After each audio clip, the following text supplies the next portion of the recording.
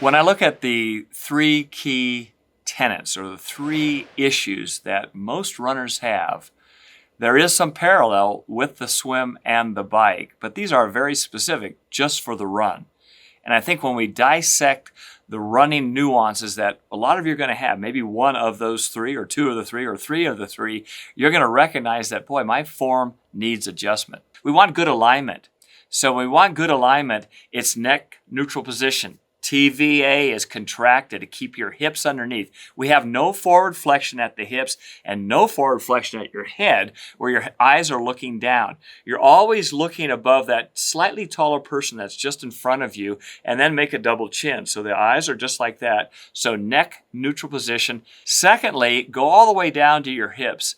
And if you can think about your hip position, and a lot of times I have people sway back and forth so they can kind of feel their hip flexors open up a little bit, and now they're extending. If you put your right foot ahead of your left foot and you just rock back and forth in the same place, you're going to feel that back foot, how it stretches that hip flexor. If I bring my hips underneath even more, then I'm going to be able to open up that TVA, maximize the contraction out of my glutes, which you really notice on the run. And as I'm doing that on the run and I'm elongated on that run, I'll be able to get more lift in the back, a slightly longer stride, and I'm going to be more economical. That's number two.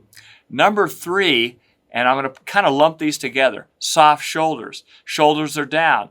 I can practice running with my hands open like I'm catching some falling raindrops and my hands are at my hips.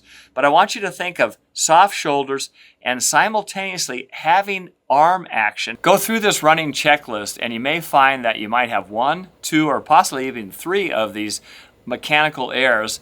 And you always want to work on one thing at one time. Try not to cloud your memory and your biomechanics by saying, I got to do all three. They're all bad. They're all terrible. Dave Scott told me this. Don't do that. Work on one at the beginning of the workout, possibly two at the end, and stick with those for 5 to 8 sessions, 5 to 8 days in a row. And all of a sudden, you're going to start to recognize that, hey, it didn't feel good at the beginning, but now I've incorporated Dave's little biomechanical tips and they're working.